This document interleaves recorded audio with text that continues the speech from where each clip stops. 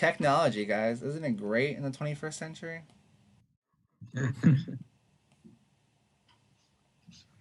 We are coming back soon. Yeah, I feel like it's not going to be a workshop live if the screen it doesn't like crash at least once. That just seems to be my luck with technology and everything. Da, da. As soon as I see my face move again, we should be good to go. So how's everyone's day? Great so far, Austin. This is my small talk. I'm enjoying this play so much. It's very, just, wow, very intense. Okay, we are back, which is great. I'm glad that we're back. Okay, you can go ahead and get started wherever you were at.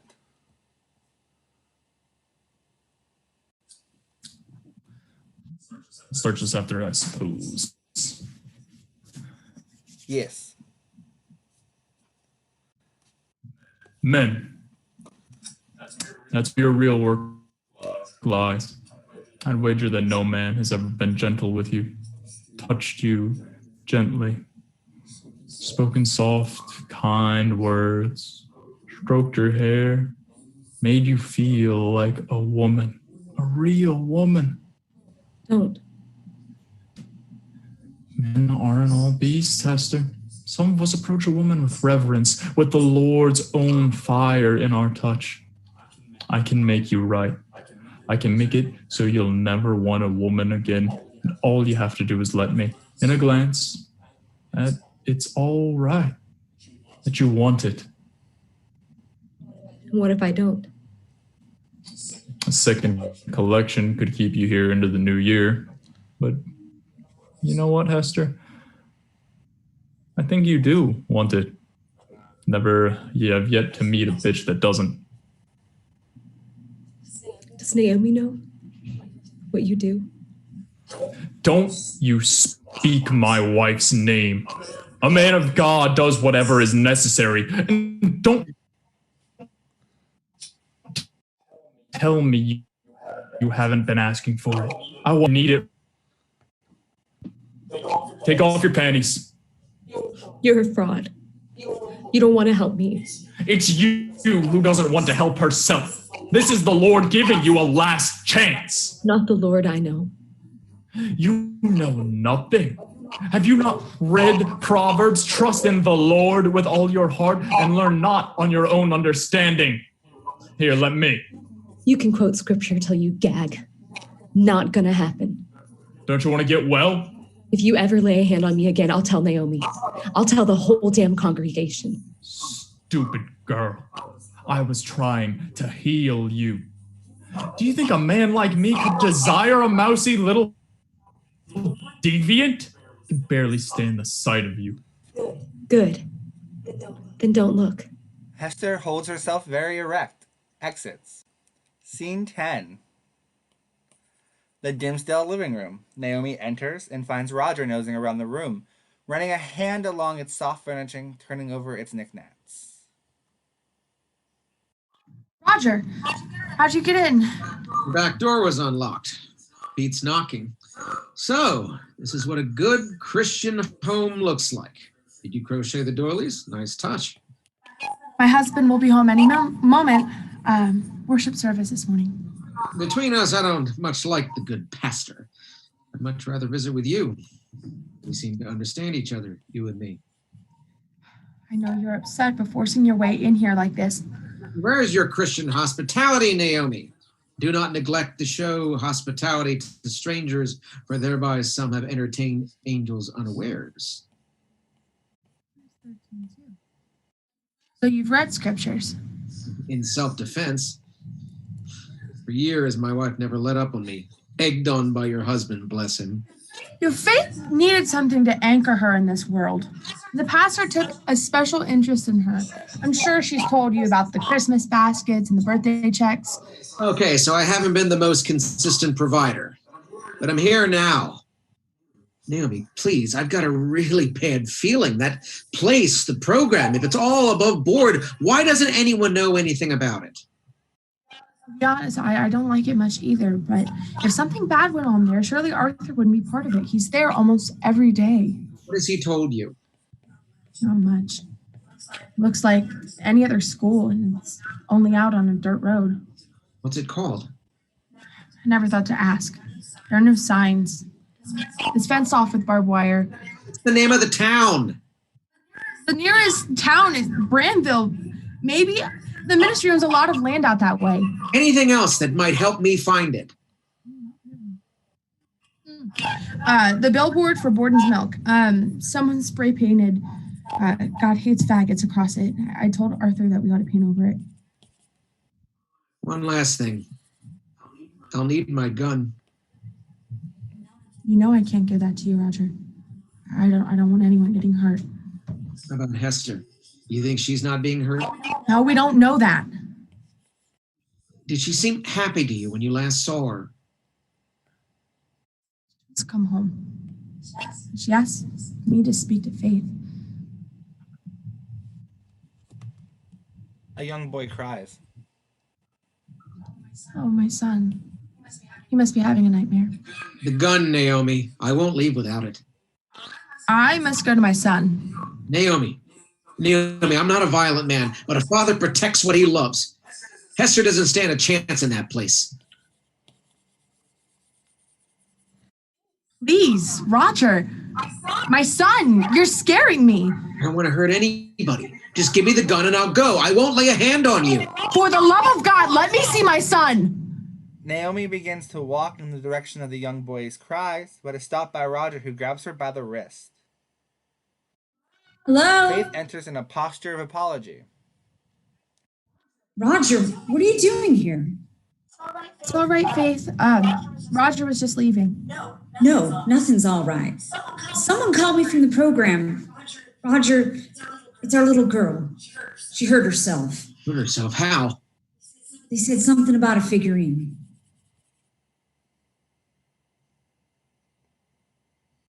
They said she cut herself bad on her beautiful face. Why, Roger? Why would she want to go and hurt herself like that? I'll get my son and I'll go with you. I'll show you the way. We'll find her. Hurry. Scene 11. The church. The background din suggests a large crowd. Pastor Dimmesdale stands preaching at the altar. And Jesus said, "You must be born again. You can neither see nor enter the kingdom of heaven unless you are born in the Lord." This was not a threat, brothers and sisters, but a simple, indisputable statement of fact. We are born flawed and sinful, members of a human race that has turned its back on God. We see it in our television sets, we hear it on the news, we see it in the faces of those young people who call themselves hippies and give themselves over to loud music and free love. Well, I'm here to tell you that there's something inside every one of us that makes it easier to go wrong than to go right. That stalks us. The church doors bust open and Roger and Faith Prynne enter with Hester unsteady between them, her forehead covered in gauze bandage. Naomi follows a step behind. The congregation erupts in gasps and murmurs. Some deep evil that stalks us both when we wake and when we... Evil Dimmesdale. I've just seen that cattle pen of yours, the program. I spoke with the young people there who you brainwashed into submission. Good kids. Kids you programmed into hating themselves. You all know Roger Prynne, Hester's father. Don't play pastor with me, Dimmesdale. Come down from that pulpit and look me in the eye. Brothers and sisters, let us not judge this man. He's had a hard life, a comfortless life without the Lord to share his burden. Forgive me, Roger, for not knowing how to help you. I never asked for your help, and neither did my daughter.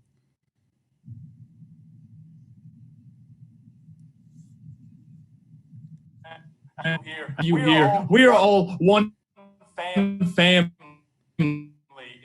in this church. What's happened to you, Hester? Why are you bandaged up like that? Hester remains silent. Seth forgives you, Hester. Tell her so, son. I don't know what's up with you, but whatever you've done, you're not that way. So if you're better now, I'm still here for you. Hester? What's wrong with her? Can't she talk? Hester, it's me, Sally. You're not mad at me, are you? Naomi, aren't you gonna take a seat? More murmurs. Naomi steps forward, takes Hester gently by the arm, and leads her towards the altar. I'm coming up, Arthur.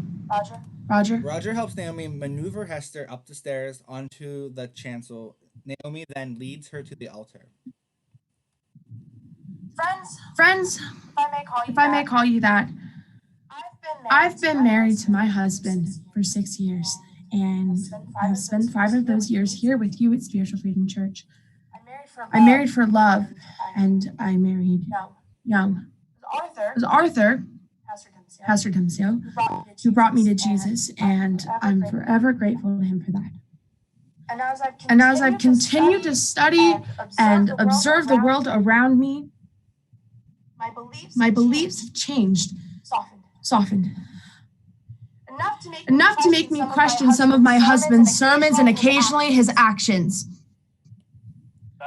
That will be all, Naomi. I think you've said enough. Let her speak.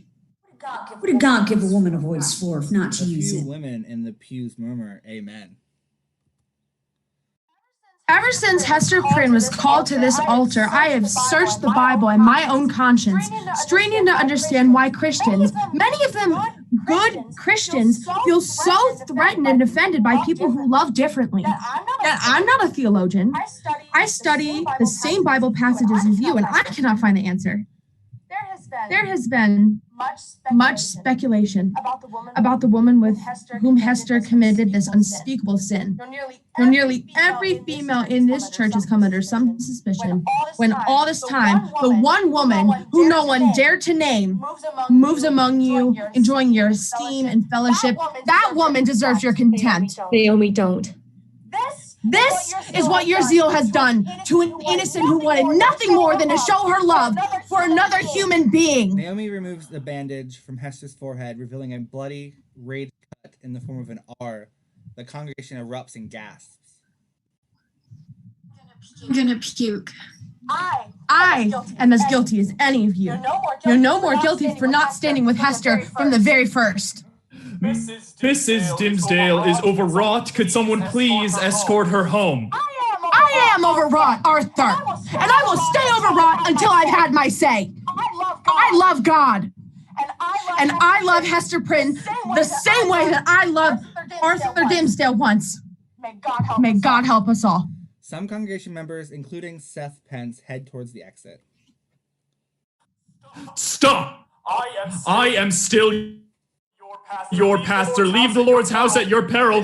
This is what they want. These 2 daughters of Babylon. Let us pray. Our Father, who art in heaven, hallowed be thy name. Thy kingdom come. Thy will. No use, Dimmesdale. Neither earth nor heaven needs what you're peddling. Roger helps Naomi and Hester down from the chancel and escorts them along the aisle. Faith takes a last lingering look at Pastor Dimmesdale and then follows them. Thy will, thy kingdom come, thy will be done. Thy will be done. Scene 12. The Prynne's dingy living room. Naomi drops exhausted onto a sofa. Hester paces before joining her. You didn't have to expose yourself like that. Not for me. Yes, I did. I couldn't go on hiding. No, I don't suppose you could, but now we need to head out somewhere. Anywhere. He'll come looking for you here. Arthur? I suppose he will. I'll take my son away from me. You'll fight back. There are courts for that. To get custody of your son?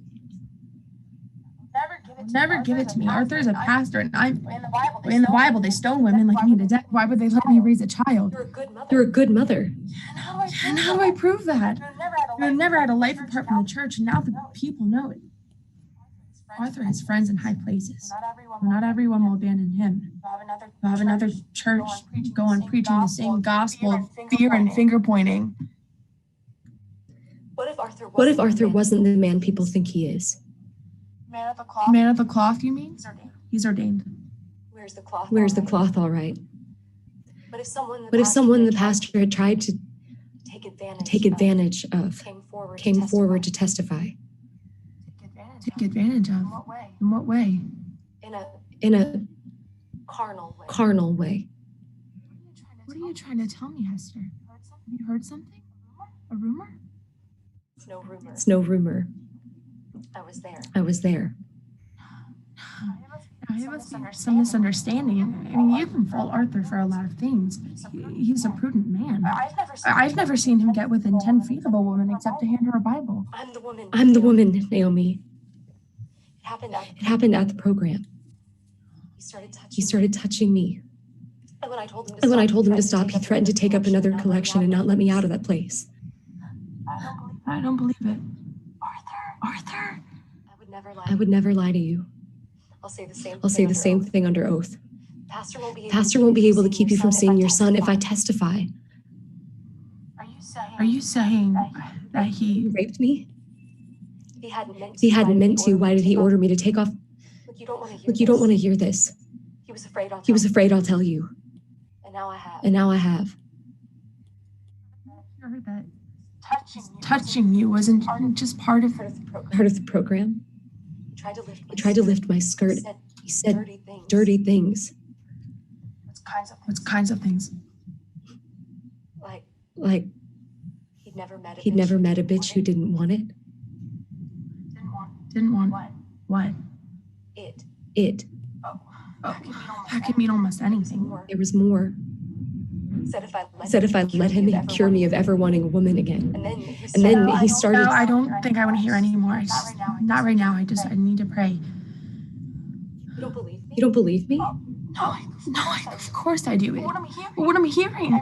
I mean, I'm still married to Arthur. I may even be carrying his second child. My period's late. I didn't know you two still. No, it was a while ago. Arthur just wants more children. You'd have his child? A child. Of course. I would never. What would that make me? His aunt? Oh, I'd like that. Raise the children with you? What does it matter who the father was?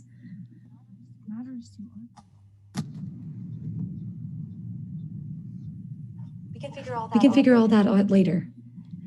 Naomi, we can't stay here. I thought I'd head to Dallas and start fresh. Your people shall be my people and your God my God. Is that what you're waiting for me to say? We've talked about it. What's going to stop us? We'll take your son and we'll go. Only bring you problems, Hester. You got everything still ahead of you. I've got all I want right here. Only if we're that simple. It'll be all right. We'll take your son and we'll get on that highway and drive till there's nothing in the rearview mirror but city lights. And I'll get a job. I'll take care of you. Better than Arthur ever did. And don't we deserve to be happy for once in our lives? I don't know if I deserve it, but I am happy with you. No, I'm more than happy. I'm exalted. We'll always be together. Always. Your God shall be my God. I do believe, Naomi. In my way. Now I've prayed for this moment. To know that you love me enough to follow me. And to live with you and never have to set foot in that church again, just to catch a glimpse of you. You're precious to me, Hester. You know that, don't you? I could listen to you say it for the rest of my life, and every single time it would still make my heart race. Just like it's racing now. Yeah, mine too. We can take Roger's Rambler. He'll catch up to us once we're in Dallas. He's given me some money until we get settled. My things are still in the car. As soon as you're ready. I just need a minute to freshen up. Life will be good in Dallas. Life is good, my dearest. Naomi retrieves her purse and exits. Hester, whistling, looks at herself in the mirror and finger combs her hair over the bandages on her forehead.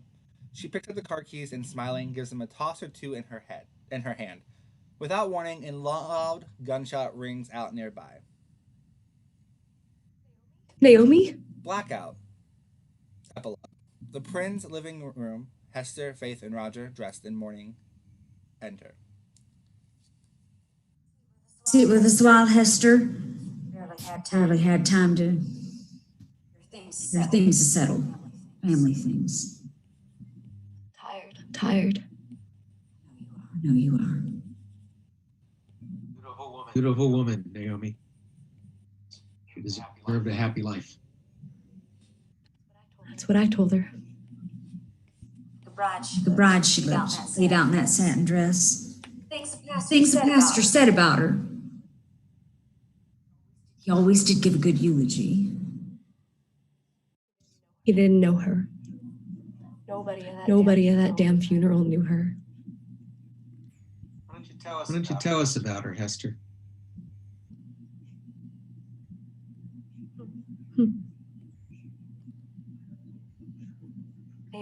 Naomi was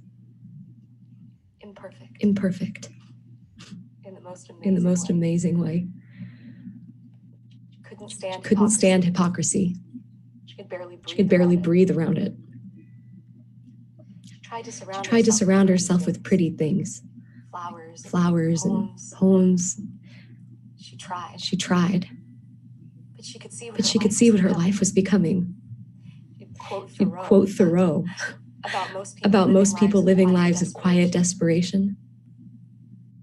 Hers was quieter than most.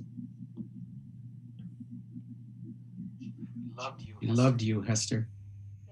Maybe she just needed one person in her life who wouldn't judge her. I loved her. That's enough. Have you thought about what you'll do now that Everyone knows? now that you're out of that place? However you want. Still go to Dallas, I guess. It's a big country. Life, a non-conforming life, easier up north. Is that where you go when you're not here with us? I've spent some time in New York, some in Philly, but it's the West Coast I know best. Real mellow out in California. What do you do there? Hester, if your father wanted us to know, he would have told us. He has a right to know. I've done all sorts of things. Landscaping, fixing beat-up cars, playing clubs. You'll have that old Gibson. I thought you stopped playing. I did for a while. Depression and music helps. Hester has the loveliest singing voice. Did I ever tell you she won that talent contest? I was 10 years old. Doesn't seem that long ago. Ruby's still shiny as new. I'm not a child. I don't know that I ever was. Childhood's a luxury where I come from. Your mother's not to blame. I was restless, could never stay put. I didn't deserve to be a father. But being yours is one wondrous thing. Stuff like that doesn't need saying. I need to lie down. Heck, I just love the two of you to death.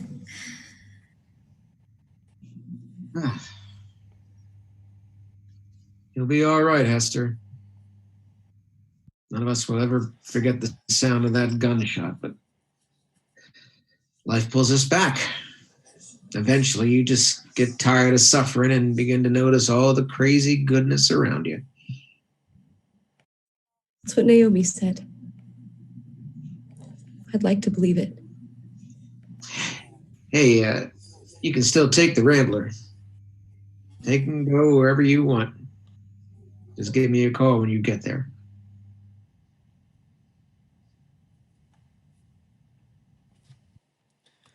Hester nods Begins to walk off, stops suddenly, and doubles back. Austin's muted. You're muted. Hester nods and begins to walk off, stops suddenly, and doubles back to give her father and mother an awkward hug, then exits. How does she seem to you? All grown up? Normal?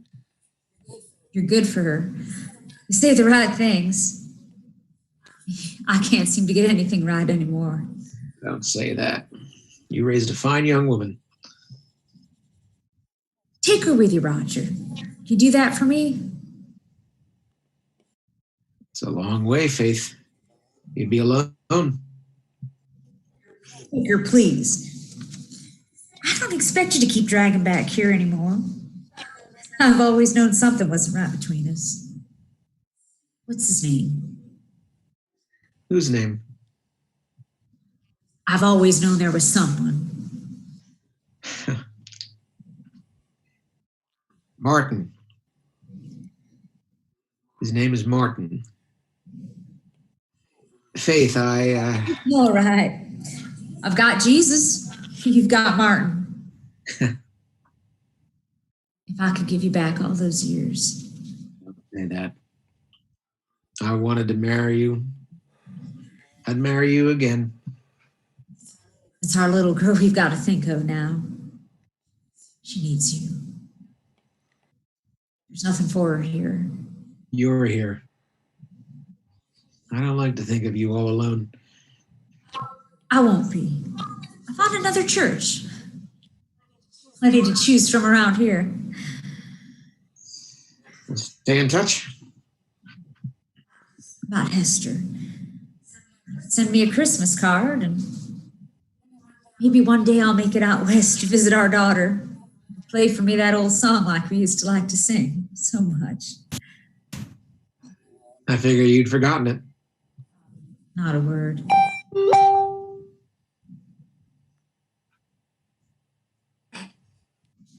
After you get what you want, I don't have melody to this. You don't want it? If I gave you the moon, you'd grow tired of it soon. You're like a baby. You want what you want when you want it. But after you are presented with what you want, you're discontented. You're always wishing and wanting for something. When you get what you want, you don't want what you get. And though I sit upon your knee, you'll grow tired of me. Because after you get what you want, you don't want what you wanted at all. That poor woman. That poor dead soul. I would never have wished her dead. Good person like that could only end up someplace like heaven. God doesn't set conditions. Naomi knew that. Roger, how'd I get it so wrong? I've been jabbing the Bible at people like it's a life sentence without parole. When all Jesus ever wanted of us, ever asked of us that we love one another, let's just say they wouldn't have been happy together, Hester and her. Who's to say? Blackout, Finn, end of play. Wow, that's just. I have a lot of emotions, and I don't know where to. I don't know.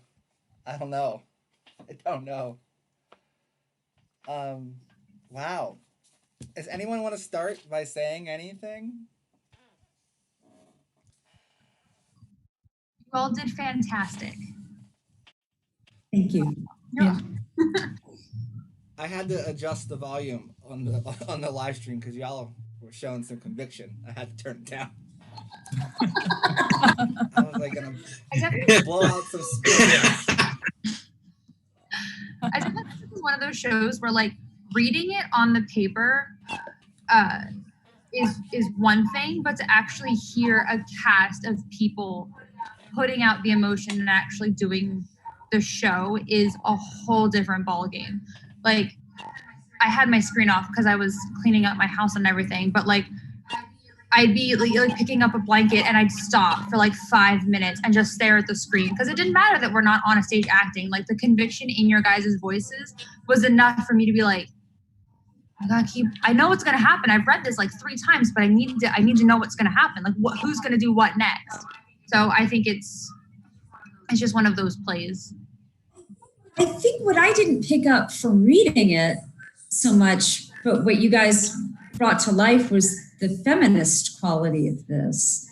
That there's this, and I think because I grew up in the South, there's this, women are supposed to be, you know, just these perfect crocheting little doilies sort of beings. And it's so authentic because I'm not a religious person at all. I don't even know that I would call myself a Christian or any other denomination. But like, as a musician, I've played at Methodist churches, I've played at Pentecostal churches, I've played at Presbyterian churches, and this dialogue is at every church I've been to, that gay is bad and that women are supposed to shut up and sit down and do what they're told. And, you know, you're supposed to have sex with your husband, whether you want it or not, and have babies for him, whether you want it or not. And I'm not saying it's wrong, that there's anything wrong at all to be that woman, but it should be your choice. And I was surprised. I thought this was more about the pray the gay away, but I also see that almost equally there's this feminist component of women being able to stand up and speak for themselves and make their own decisions and live their own lives. And I like that. I like that a lot. I thought that was an interesting thing that happens at the end, that with Naomi dying and Hester saying, like, I don't know if she actually loved me. I just know that maybe I was the only person that let her be a full person. Yeah. And when you're in like that environment and you can never be true to yourself, whether that's like your sexuality or like having a mind of your own, having an opinion, like he's like so relegated her to like the role of being a mother that she doesn't get to be a full human being. And so it's like, well, is she actually gay, or is this just like the only time she's felt love? Hester knows how he feels, and that's like enough for her. But like, I mean, I grew up in Oklahoma. I literally have friends I went to high school with, like one guy in particular that was hooking up with boys, telling me about it, and is married to a woman now. And I know he's gay and like wants to, you know, but he also knows that his family would never speak to him again. He would not be, and his family's lovely except anti-gay. So it's like, what do you choose? You know, do you choose to have your family or be ostracized? So I actually have the question, like, why is it 1965? Because I don't know that it has to be necessarily. Just a question. I actually had a similar question. I didn't actually reach out to our playwright to ask. But yeah, because the 1950s and, well, the start of the 1960s in general was the start of, I mean, Naomi and Pastor Dimmesdale mentioned hippies throughout, and about how they are kind of part of the reason that these free range thoughts are being pushed onto the people in the congregation and just around the world. So that really picked up in the start of the 60s and kind of hit a peak around 64, 65. So I don't know if that plays a part in it because Dale also mentions how hippies are draft dodgers, and that goes back to the war. I'm trying to find my notes. So a lot of that is big in the civil rights movement, which was the 1960s. So just taking a part of that. And I think because a lot of that peaked in the mid 1960s, I feel like that plays a part in the date. But you're 100% right. It doesn't have to be the 1960s. I think Mary Beth mentioned you could take 1965 out and say, this is Bible Belt 2020. And the same thing is happening with people, you know, the same thing, you know, that gentleman that you were talking about, Brooke, like that same kind of thing is happening where you're not able to be who you want to be. You're not able to be out and be doing what you want to be doing. Yeah. I think it's like the idea that people, especially in the church, like when you are dealing with like a level of repression, like this is a weird thing, but like some of the biggest frequenters of like S&M dungeons are like Hasidic Jewish men in the city, because there's so much repression in that culture, and like that sometimes I think feeds people into being even more interested in like what that in sexuality and like proclivity and like whatever. And so the pastor, like, of course, being like using his platform to be an abuser and everything, I thought was also really true to life. I think it's one of those interesting things where if you have kids, the more you tell them not to do something, the more you want to do it. They want to do it. So in this kind of instance, the more that you're saying homosexuality is bad, this isn't something you should do, you should only do X, Y, and Z, the more likely people are about to be like, but what is it about A, B, and C that I shouldn't be doing? Right. And with Naomi's character, when we get to the end, we see her as someone who Roger's character mentions how she has this like wild life before marrying Arthur and coming into the church, and then he kind of beats her down to where she is, and she gets to a point where she doesn't know if she can exist outside of being in this marriage with Arthur and being part of the church. And so her only escape is, despite however she may feel for Hester, is to just leave and to kill herself, because what if she can't handle that? What if, she doesn't actually love Hester? What is she going to do once she's out of, this little place and she's in Dallas where things are different? Yeah. And I think also with 1965, because I agree, this could take place in 2020, but I think the audience will be saying the same thing, like when this is fully produced, which is important, because then they'll say, this was more than half a century ago. Why am I saying this could happen in 2020? Yeah. Whereas if it was just 2020, it'd be like, oh, this is a really sad cautionary tale. Now it's showing, it's almost like Crucible, how it's like, Arthur Miller could have put it with the McCarthy trials, but he's showing like, we haven't come that far from the Salem witch trials to now, you know what I mean? So I kind of like that it brings us back, and it forces us to come back to present day and be like, wow, have we made any progress? And if we have, has it been enough? Yeah, I know that's really true. Yeah, I think, everything is like, it's so interesting how all these themes are correlating with like things that we see now with like the church concerning LGBTQ plus community. And also when we compare it to like Black Lives Matter movement and all the things that are going on right now with that, it's so sad how in both sections, like history is repeating itself continually. This is set in 1965, and we're still seeing this sort of theme in our present day. Everything that with like the civil rights movement and segregation, we are still seeing those themes of racism today. So for me, when I was reading this, it really made me think about like, you want to think that America has come so far, but it really hasn't. We're still in the first forefront. We're in the baby steps like phase, that there's so much more that needs to be done to help advocate and to help like people in these groups, like the LGBTQ community and Black Lives Matter and everything like that. Like we think we've come so far, and yet history is so close to how we're still acting today. So there's a lot of progress that needs to be done. And I think I was really impressed by the navigation of so many critical like themes, like sexual assault in church and the queer community in the church. I thought that I was really impressed by the way that it was navigated. And yeah, I think that these are still things that we really need to deal with and go through. I like that, it's a friend of mine who's non-binary and a person of color, and we were talking about everything that's been going on, and they were saying, like, it's easy to be so discouraged, but you have to think about it like you're like doing a relay race up a mountain, and it's like climb up to a certain point, and when you're passing that baton, you have to go back down to pass it off, and that person starts a little lower than you ended, and then they're going to climb back up. And so it's like we have to remember too, like with Stonewall and things like that, like we have come really far. Like things are a lot better, but they're also still not where we want to be. and we have more work to do, but it's just like we're climbing up to a certain point, and the people, will pass that baton down, and hopefully they'll get us up a little higher.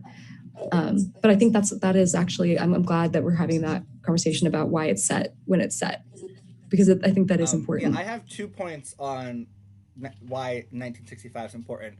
What Brooke had just said about Stonewall. Stonewall happened in 1969, so this conversation's happening around that time. Like the starting points of that. People noticing things are wrong, trying to make the points, and then Stonewall happens 4 years later. So that's a very important thing to remember. But also, there was like a religious crisis in the 1960s where church membership was decreasing. I like to call it the long 60s because it's kind of like right after World War II, like 1945 to like 1975. But in the 60s, they're like in their existential crisis mode. Yeah, a lot of people were not going to church, and we had like the hippies, like we had this alternate lifestyle coming out. Yeah. But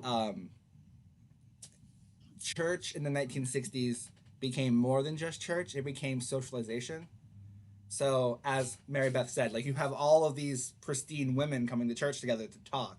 And then after church, there's these large, huge, like brunches and lunches and potlucks, and people are coming together. Like that started in the 60s.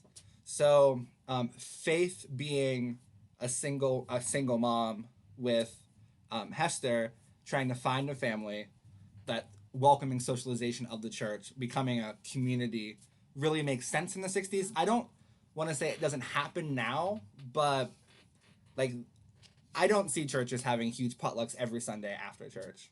Like they have maybe like a Thursday night dinner once a month you have to pay to come to. Like this is like, I'm going to bring a casserole after church that's cooking at home, and then we're going to like socialize for another couple hours after church is over, which I think lends to the story being in 1965.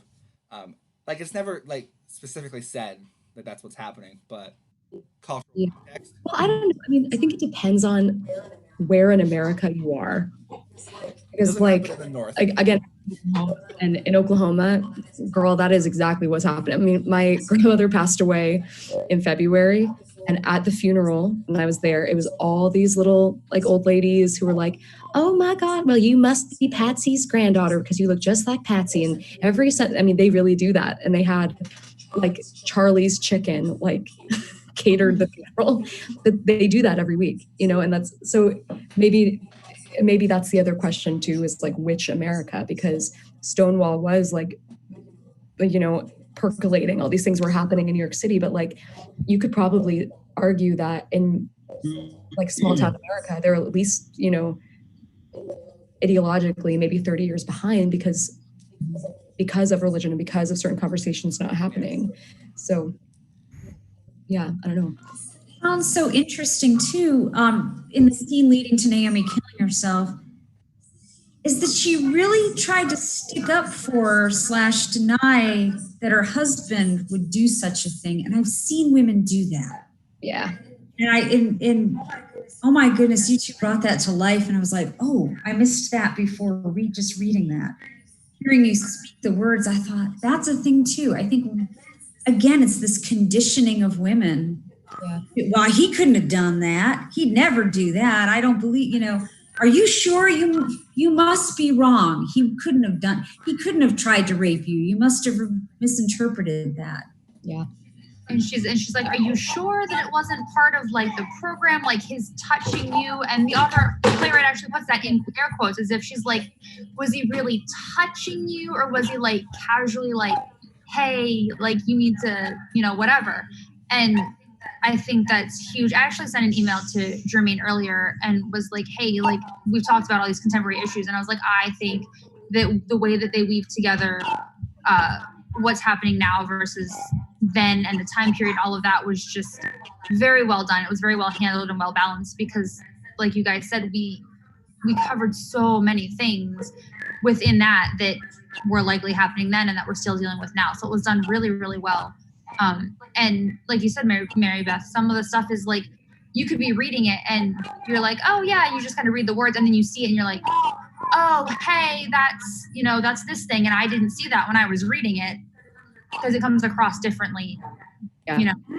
And actually, I also oh, sorry. I had a question for Abby, actually. I'm sorry, I'm going to just jump in here.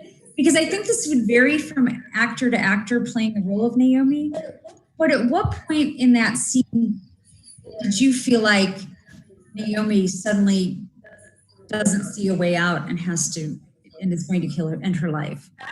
That's a good question, because I read this so many times, and I thought that she was killed for a while, and then I realized, like, this week actually I was like, oh my goodness, this was Naomi. I think honestly it was hearing what her husband had done was really like the kicker of like, not only am I not able to live my life to the fullest extent of how I would like to, but also the fact that the security that I thought I once had is not even there and is ripped out from under me. I thought Arthur loved me. I thought that he was my ride or die, whether I wanted him or not.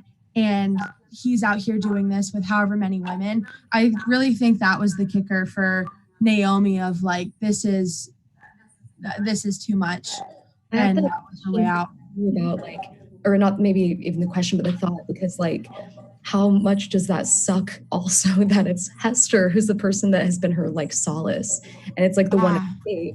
And now it's like, can you even look at her because you know that like you're the father of your children has like gone after this person also. So it's like the one thing you had that was like your like way to process, now you can't even have.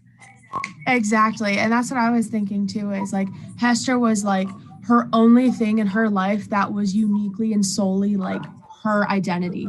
Totally. The person that she could associate to being as close to her and knowing her for who she is. And Arthur has touched that part of her life that is, it's now like in some sorts, like it's blurring her circles, you know, and that identity that she once said, this is me and I know this is all me, has now been touched by her view of how Arthur sees like queer identity, and all of that, those things are bleeding into that. I think also there's a connection too between when Hester's in the program and they talk about the boys that are being taken advantage of in particular, and it's kind of the first time I think Naomi was hearing any of that, like wasn't aware that those sort of things were happening, and then later to have it personally know someone that was affected and have it be her husband and her lover is just, it's so much, it really wrecks her too. So to add to that. Absolutely. And I also wanted to say I really, really like the complexity of Naomi's character and also of the pastor's character, because I think the pastor is dealing with things as well. Like he needs control. He seeks control. And that's like something that he's struggling with, particularly probably because the church is losing grip on people generally, not just he's losing his control over his congregation, but also because like probably like he knows that these things in 1965 were happening and that like everyone's having a crisis of religion and what they believe. And so then he kind of feels like he's like this, he needs to be the spearhead to keep it together, to keep his community Christian, to keep it the way that he wants it. It's not just like, oh, he's a homophobic jerk. I really like that complexity of both of their characters, of all the things that they're dealing with, of like all the structures that they believe in and that they are the heads of, that are slowly crumbling throughout the entire thing, that lead to both of their kind of demise. I think that's fuels the assault. Like it's not necessarily that because I do think he believes what he believes and is like a truly religious person, but it's about control and like domination. And like here's the person that's threatening, like you were saying, like the entire fabric of like, he's already losing his grip on it. And it's like this, to like regain control. Yeah. I think it's also an interesting juxtaposition that it's so briefly like said in the beginning that he says, I once struggled with homosexuality. And he's this entire time is condemning homosexuality. And I think that's a really common theme for queer people in the church, is that they feel this need to hate this part of themselves so much that they're like focusing on trying to change people because they think they need to change themselves. And I think that's a really sad narrative. Like I'm a Christian and I support the LGBTQ plus community. And I see like two sides of Christianity. Arthur, who he is someone who says that he was gay and he's fully trying to condemn people, tell them that they're of the devil, tell them that they're bad, they're dirty, they're terrible. And then I see Naomi, who is also someone who is queer. And she is someone who says, you know, we need to show people what the church is for. We need to show kindness and love and compassion because we love these people. We love this community. That's the church community that I serve and that I love. And I thought it was a really interesting like dynamic between the two, that they were both in some ways gay or queer, and they both had different views of Christianity in the church. Yeah, I also think there's something interesting too with the arrival of Roger, because it's continually said throughout that that Dimmesdale felt like he failed Roger, that he couldn't help him because he was able to help Faith, but he wasn't able to help Roger. And like Roger's arrival, I think, along with Hester going to the program and like outing herself in front of the whole congregation, those two things, I think, lead Dimmesdale on his trajectory of like, it's not just that I couldn't save Roger now, but like he's here. He's a symbol of the people that I let down, that I couldn't help them. I couldn't save them. But also like now it's happening with Hester, and how do I keep this together? Because if Roger's here and he's not going to leave and he's going to talk to people and find out what happened, like I can't have that. I can't have both of them at the same time here. Yeah. Like a I don't know if jealousy is the right word, but like of like when you see like you followed the rules. I followed all the rules. My pastor and I did this, and like I'm living my life right. And now here's this person who has like freedom and is choosing to not live according to the rules. And like I think there's a particular like triggering thing that happens with that.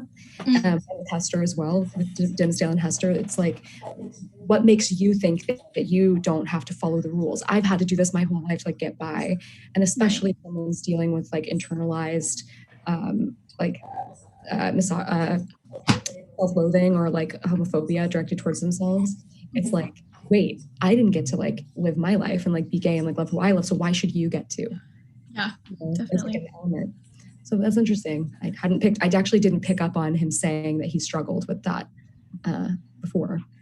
And I do think Eleanor's point that like Roger's arrival kind of mitigates things, because that last congregation that we get to see, Pastor Dimmesdale is up there, and then all of a sudden Roger bursts in and he's like, I've seen what you've done. And then with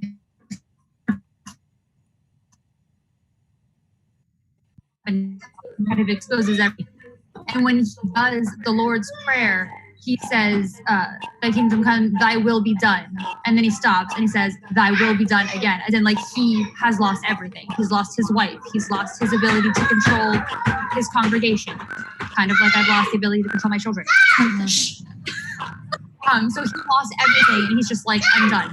But also like, that's the Lord's will. The Lord's will says, it is done. This is it. This is the end for me. Yeah. Ooh. And I liked that was included as well, because it also is kind of like a character arc moment for Arthur, in that like, you know, he's been fighting this for so long of like, I need control over these people who are trying to love who they want to love. I need control over these people who are actively like living their best gay life. And like that, at that point, it was kind of like a release of like, you know what, what's going to happen is going to happen, and God's going to do what he does. And like Naomi's a good person, and I don't think because she loves someone, she's not going to go to heaven. So I like that it was like all about control, and then in that one like simple statement, it was just a release of some sort of control. It's out of my hand. Yeah. The hard-hitting show. Love to see this on the actual stage, by the way. Austin. What? Why? Why me? Why do you yell at me? Because we're doing the live stream and we are Pharmacy Theater. We should just, you know. I was going to ask, is the playwright here? I see her or their little box. They're here somewhere. Hello. I'm here, but I'm having tech problems. Oh, I just was I was wondering what you thought, or if you had any thoughts or questions, but if you're having tech issues. I am very inspired by everything you're saying. I'm very humbled by everything you're saying. Can you hear me? Yes. Okay, wonderful. I'm very grateful that you're taking the time, and I feel like you're coming at this with your heart and soul. So you've made this playwright very happy. Awesome. You wrote a beautiful play. Thank you. Thank you. Give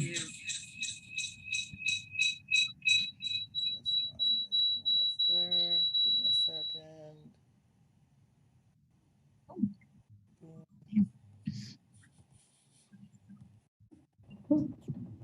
Okay.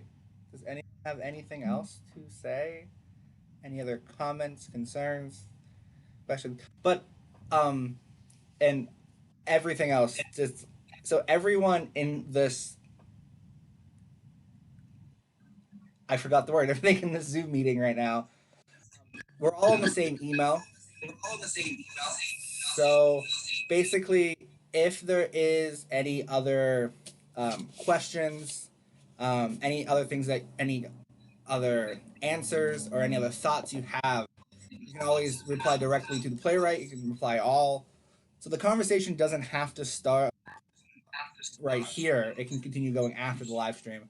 But is there any other like general thoughts, characters that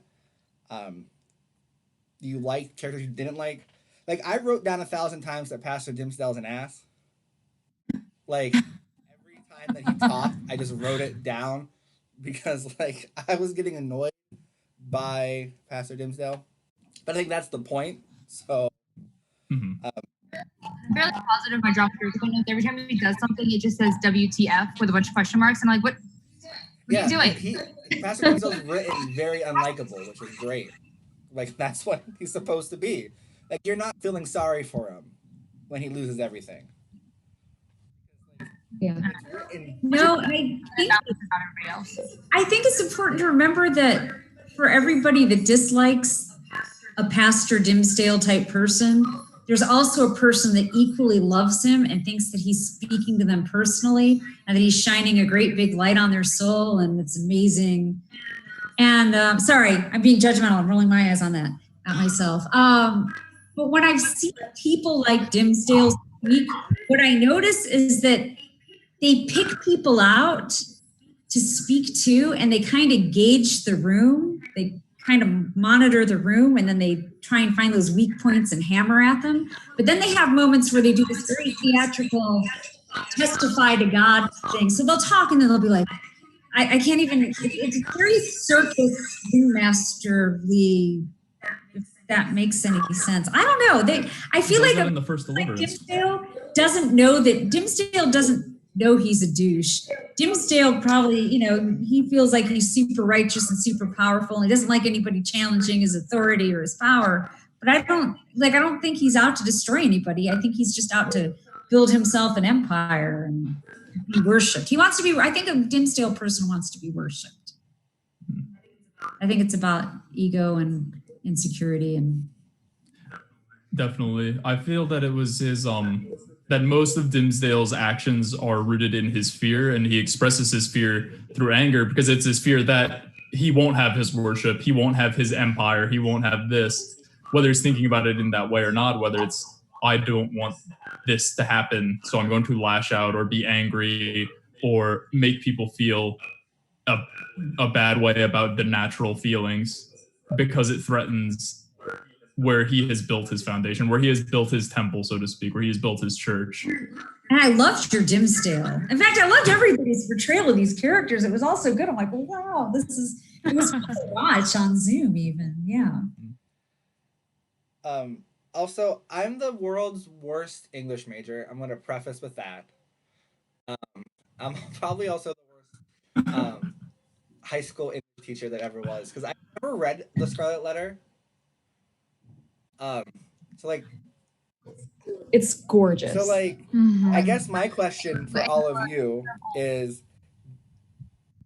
how does the adaptation hold to the original story? Like, what similarities are like you enjoy? Like,